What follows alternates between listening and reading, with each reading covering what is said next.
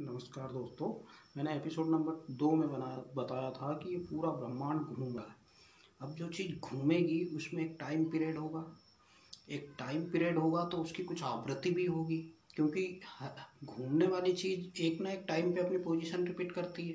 Position repeat करती है तो वो एक साइनसॉइडल वेव के फॉर्म में बन जाएगी। उसकी एक आवृत्ति होगी, फ्रिक्वेंसी, और फ्रिक्वेंसी को अपोजिट करो तो टाइम आता है, टाइम को अपोजिट करो तो फ्रिक्वेंसी आती है। तो जो फ्रिक्वेंसी है, जो भी चीज़ घूम रही है, वो एक साइनसॉइडल तरंग पैदा करेगी, और तरंग पैदा करेगी तो मतलब उसमें ऊर्जा भी होगी। हर एक तरंग में कुछ ना कुछ ऊर्जा होती है। तो लास्ट एपिसोड में मैंने आपको बताया था कि ये यहाँ दुनिया में हजारों तरीके की तरंग है। आप बोल रहे हो ये भी एक तरंग है, आप सांस ले रहे हो वो भी एक तरंग है, आपका ब्लड फ्लो हो रहा है वो भी एक तरंग पैदा कर रहा है, बिजली तरंग है, मोबाइल टीवी वगैरह ये सब तरंगों से चल रही है। तो और जहाँ भी तरंग है वहाँ ऊर्जा है। तो मैं आपको आज ऊर्जा के बारे में बता रहा हूँ कि जो ऊर्जा है वो कभी ख़त्म नहीं होती। मैंने एपिसोड नंबर 2 में भी थोड़ा बहुत बताया है इस बारे में, आप देख लीजिए। जो ऊर्जा है वो कभी ख़त्म नहीं होती, वो खाली एक रूप से दूसरे रूप में बदलती रहती है। ठीक वैसे ही जैसे पानी को जिस बर्तन में आप डालोगे वो पानी का आकार उस टाइप से बन जाएगा। ऊर्जा जिस द्रव्यमान में डाली जाती है वो ऊर्जा, वो द्रव्यमान उस ऊर्जा रूपी हो जाता है। जैसे बिजली को हम पंखे में देंगे तो पंखा हवा पैदा करेगा, बिजली को हम टीवी में देंगे तो टीवी में पिक्चर चलने लगेगी। तो ऊर्जा को जिस भी द्रव्यमान में आप डालोगे वो ऊर्जा उसका रूप धारण कर लेती है।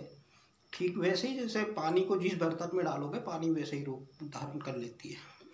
तो ब्रह्मांड में अनेकों टाइप की ऊर्जाएं हैं, हर तरीके की ऊर्जा है। ऊर्जा से ही ये ब्रह्मांड बना हुआ है। हमारे शरीर में भी कई तरह की ऊर्जाएं हैं। हम जो खाना खाते हैं वो विभिन्न ऊर्जाओं में परिवर्तित होता है। ऊर्जा का मतलब, जैसे हमारा ये हाथ ऊपर जा रहा है, इसका मतलब ऊर्जा है हमारे हाथ में। हमारी जीभ ऊपर नीचे हो रही है, मतलब ऊर्जा है हमारी जीभ में। हमारी आंखें झपक रही है, मतलब आंखों में ऊर्जा है। तो बिना ऊर्जा के आप कुछ भी नहीं कर सकते हो। ये पूरा संसार ही ऊर्जा से बना है। और जहाँ मैंने आपको बताया था संसार तरंगों का खेल है, और जहाँ तरंग है वहाँ ऊर्जा भी है ना। तो ऊर्जा तो होगी। अब आइंस्टीन ने, अब मैं आपको ऊर्जा के बारे में थोड़ा सा बता दूं। अब एक बाइक चल रही है, उसमें गतिशील ऊर्जा है। कोई पत्थर जमीन पे पड़ा है, उसमें स्थितिज ऊर्जा है। मतलब अब जो कुछ भी नहीं, जो चीज़ें चलायमान नहीं है उसमें भी ऊर्जा है ना। तो ऊर्जा से ही ये संसार बना है। आपका शरीर खुद ऊर्जा से बना है। एक मृत शरीर में अगर ऊर्जा रूपी आत्मा आ जाती है तो मृत शरीर भी चालू हो जाता है, जीवित हो उठता है।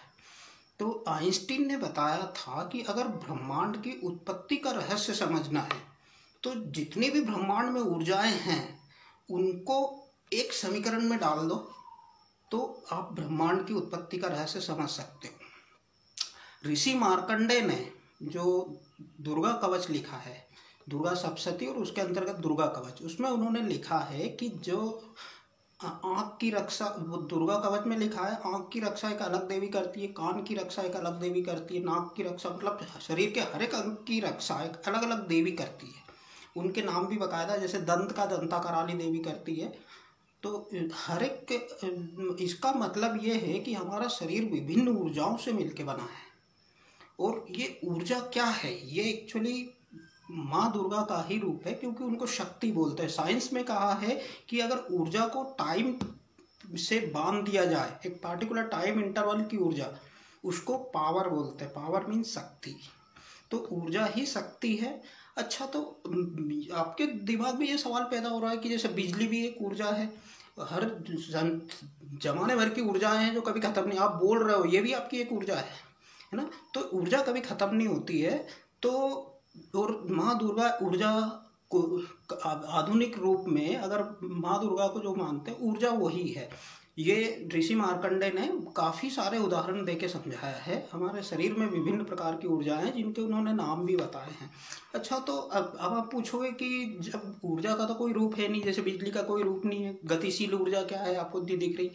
तो अब जैसे बिजली का पता कैसे करोगे, इंडिकेटर जल गया मतलब बिजली आ गई, पर उसका कोई रूप आकार नहीं है, क्योंकि ऊर्जा जिस द्रव्यमान में प्रवेश करती है ऊर्जा का रूप वही बन जाता है ना। जैसे आत्मा है, आत्मा का कोई रूप नहीं है, पर वो जिस शरीर में प्रवेश करती, कुत्ते के शरीर में प्रवेश कर गई तो ऊर्जा का रूप कुत्ता बन जाता है, इंसान के शरीर में प्रवेश कर गई तो ऊर्जा का रूप इंसान बन जाता है।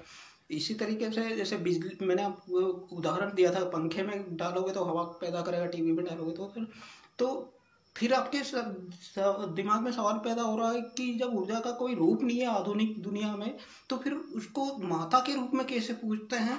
तो इसका जवाब मैं आपको दूंगा कि जो माँ दुर्गा के उपासक है उनको माँ ने जिस रूप में दर्शन दिए हैं, अष्टभुजा देवी के रूप में, किसी को कन्या के रूप में, जिस भी रूप में दर्शन दिए वो उन्होंने याद रखा और वो उन्होंने लिख दिया कि माँ दुर्गा का रूप ये है, शक्ति माता का रूप ये है।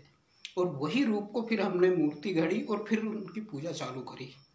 असल में तो मतलब अनंत है, पर जो अब जैसे मैं आपको बिजली का बताता हूँ। महाभारत में एक प्रसंग आता है कि कंस ने जो देवकी की 8वीं जो कन्या थी उसको मारना चाहा, तो वो कन्या उठ के देवी बन गई, अष्टभुजा देवी बन गई, जिसको बिजली बोलते हैं।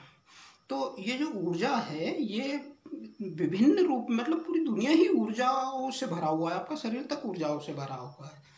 तो हम जिस देवी माता को पूजते हैं वो ऊर्जा का ही एक रूप है और वो कण कण में बिखरी हुई है, कण कण में ऊर्जा है। ये आपको 5 चीज दिख रही है, ये रखिए, यहाँ पे रख दी, इसमें भी स्थिति ऊर्जा आ गई।